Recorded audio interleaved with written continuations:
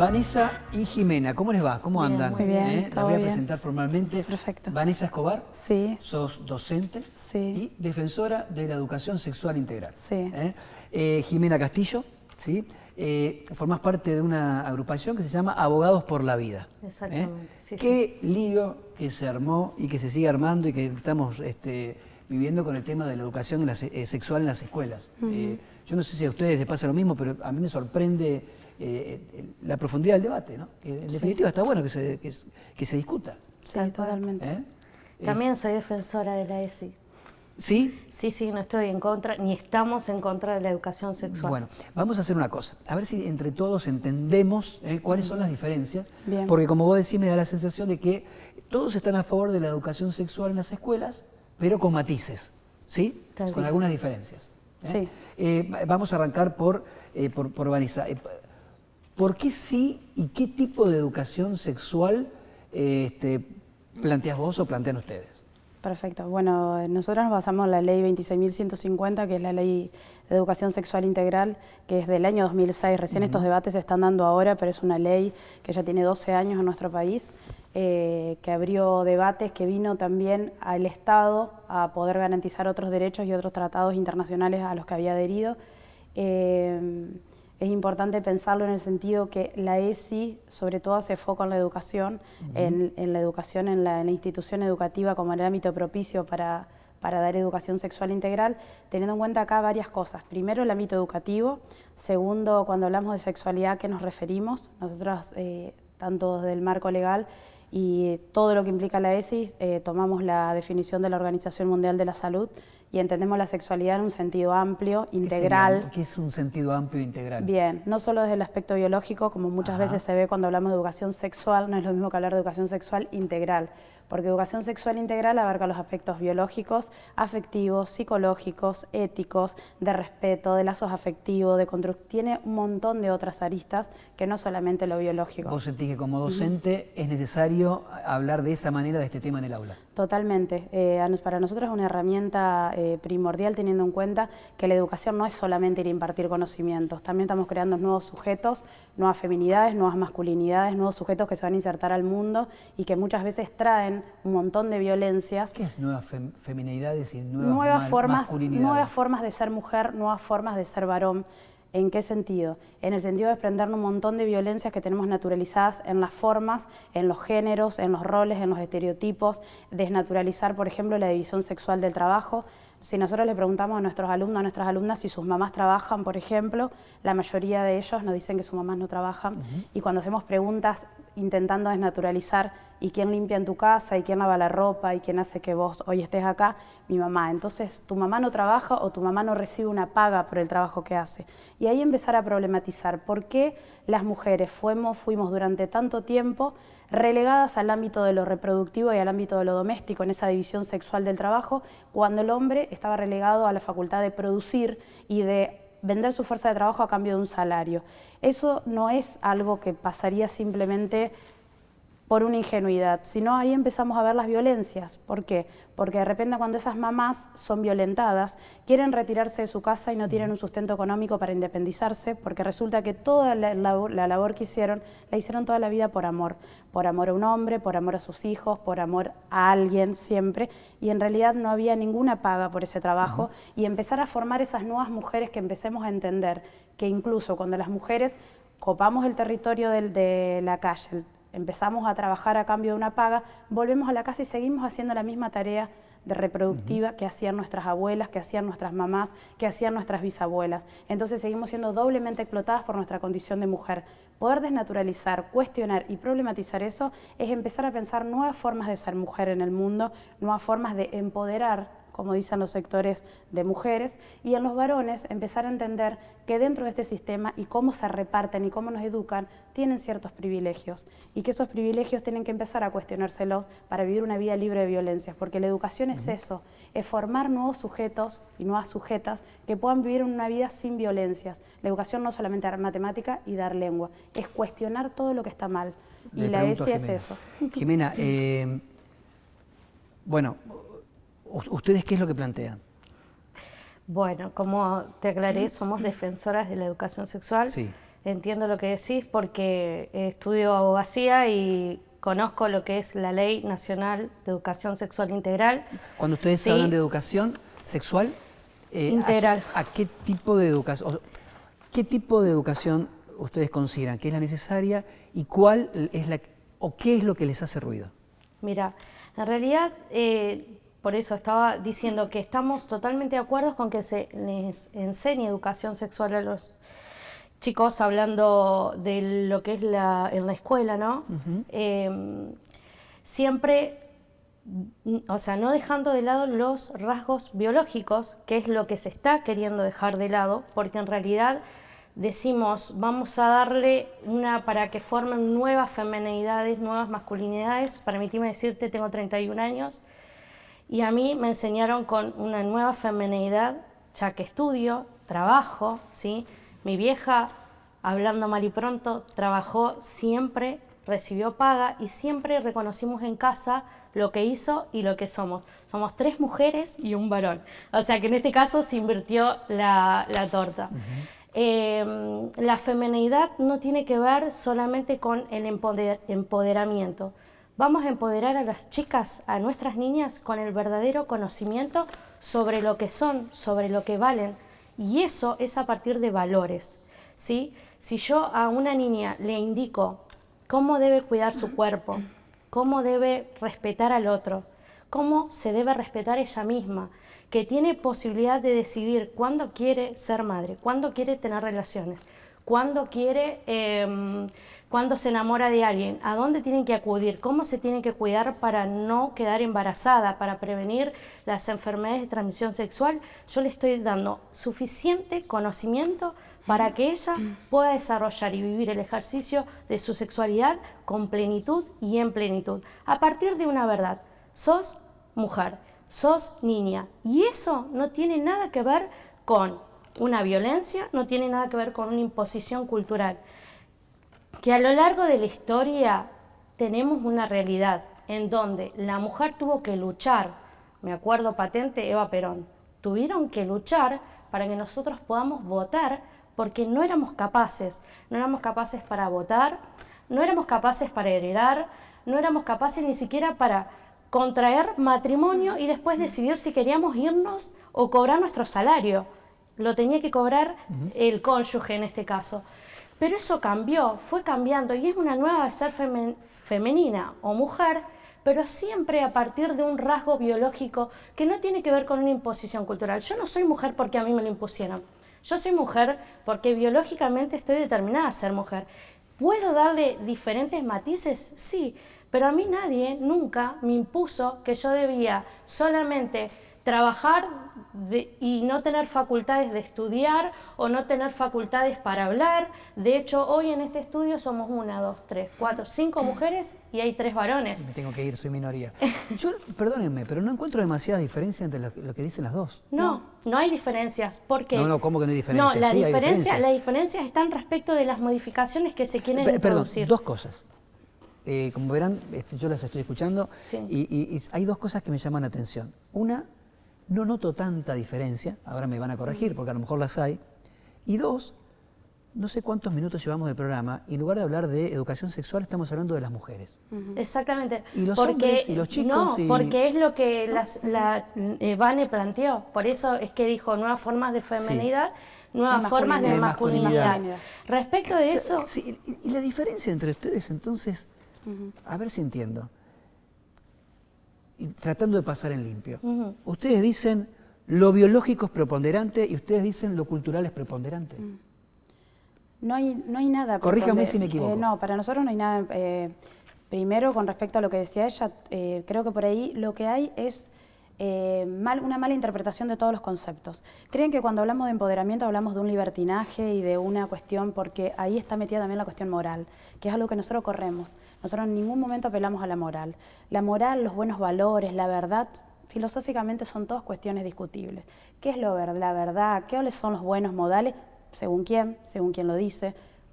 hay que verlo eso. Lo que muchas veces nos han vendido muchísimas cuestiones como rasgos de verdad y nos han costado vidas detrás de esas verdades. Digamos, todo tiene que ser cuestionado. Y somos seres morales, somos seres integrales. No. Vos dijiste hoy, hablaste de la integralidad, y somos seres integrales, seres físicos, emocionales y espirituales, no desde el rasgo religioso. Somos espirituales porque tenemos una psiquis y eso tiene que ver con nuestras emociones. ¿Cómo vamos a dejar la moralidad a un lado? Somos seres, nuestro derecho natural, somos morales. De hecho, vas a cualquier especie y no tiene moral, ¿sí? Pero sin embargo ve que su cría está sufriendo y lo va a rescatar. Ve que está en peligro alguien de su manada, por ejemplo, y va a ir a protegerlo. ¿Y eso qué es? Es moralidad.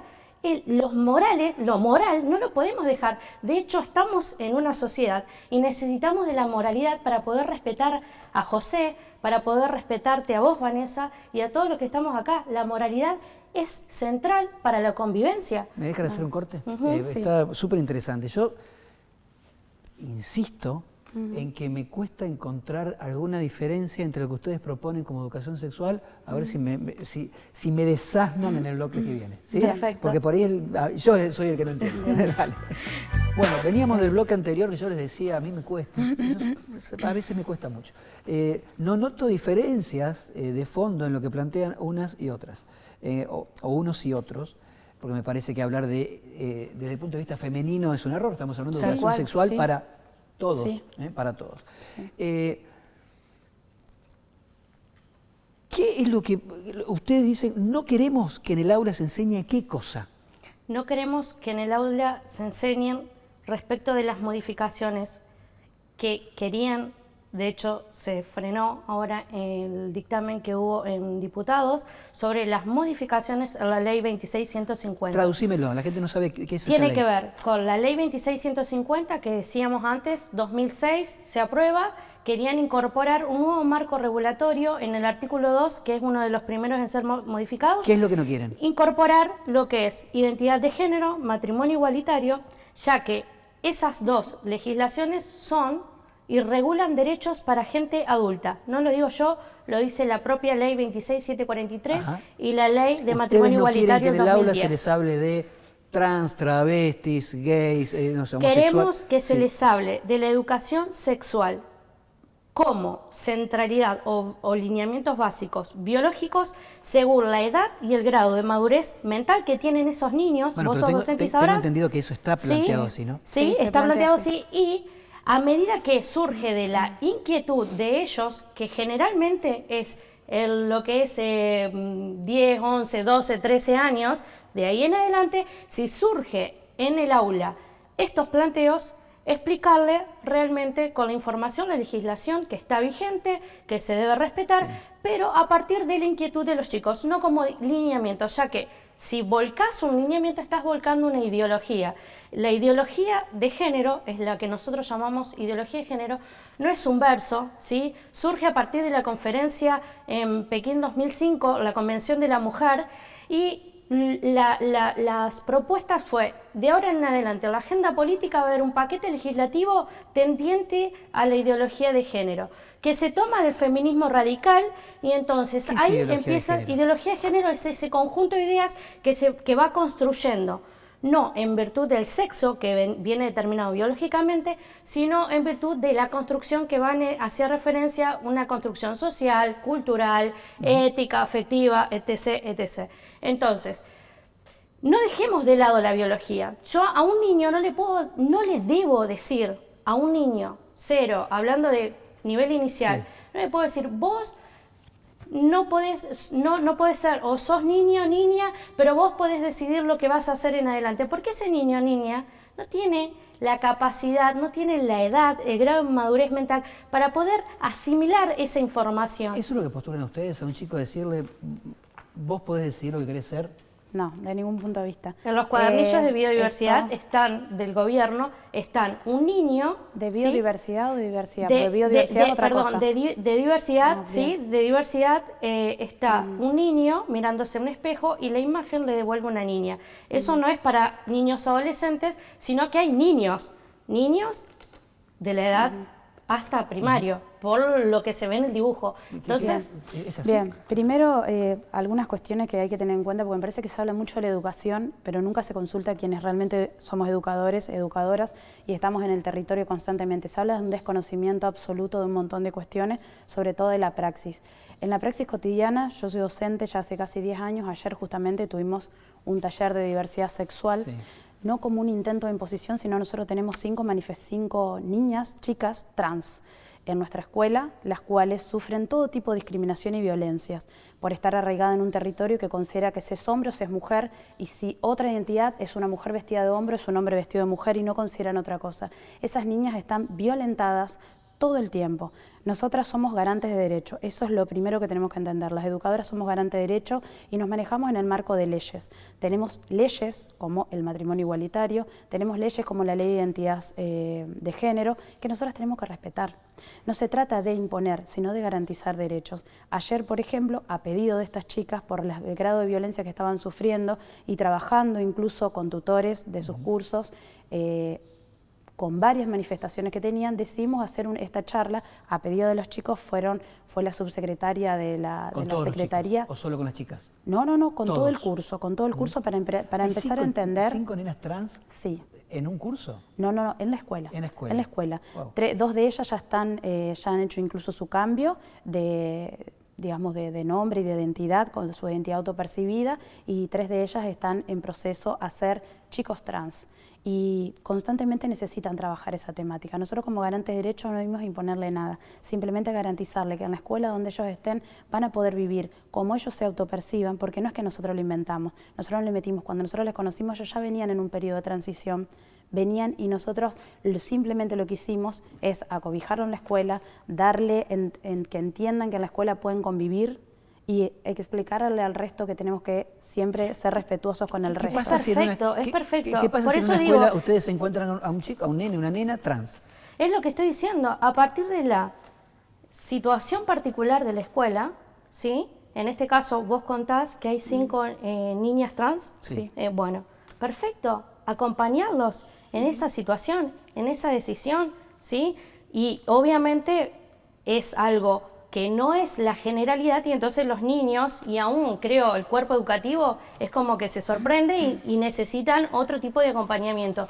No estoy hablando de eso, estoy hablando de que a partir de las modificaciones, cuando se incorpora el marco regulatorio en el artículo 2, ley de identidad de género, ley de matrimonio igualitario, que sabemos que es legislación vigente nacional y está garantizando derechos, lo está garantizando para niños, para adultos, ¿sí? Para adultos. Y por lo tanto, no sé qué hace. Bueno, pero si tenés un nene de 10 años y que se siente... Pero me dejás terminar. Sí.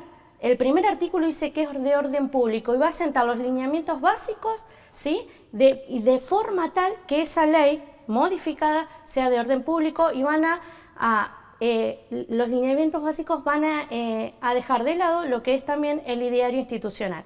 Entonces, ¿qué quiere decir?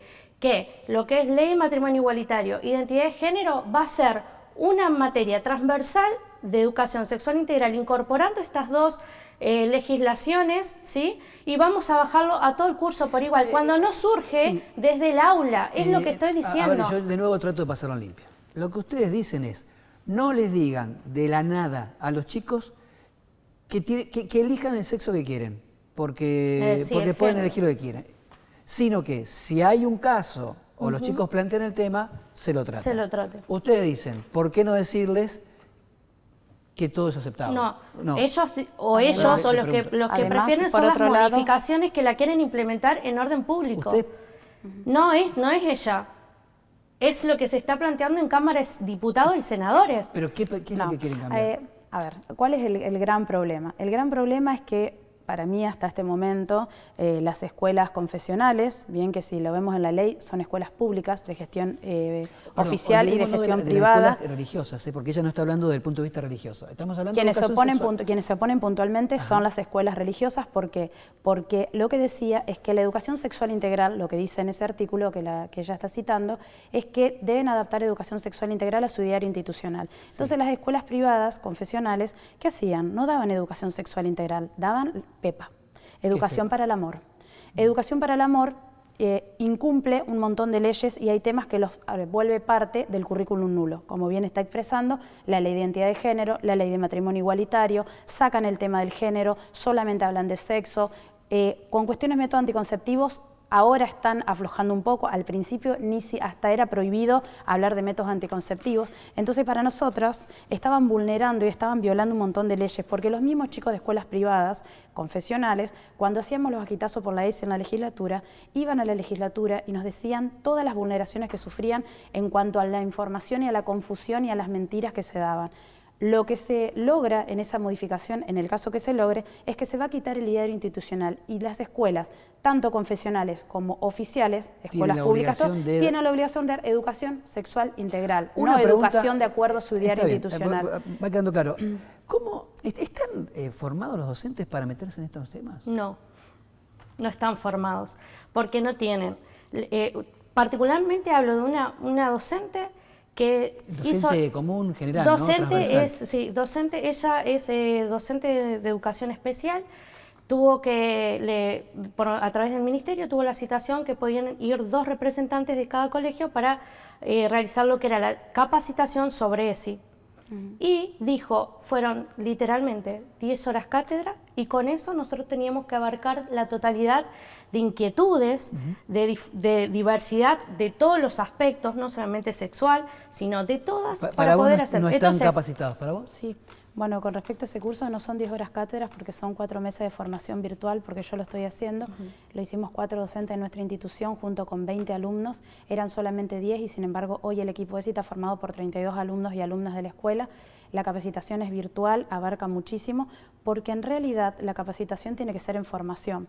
O sea, ¿qué significa esto? Nosotros no podemos cerrar la puerta y decir, bueno, para esto no he sido formado. La docencia es un continuo, constantemente nosotros tenemos que actualizar nuestros conocimientos en materia de todo. Yo soy profesora de letras, doy literatura y antes enseñaba la literatura por corrientes literarias y hoy se enseña este modo.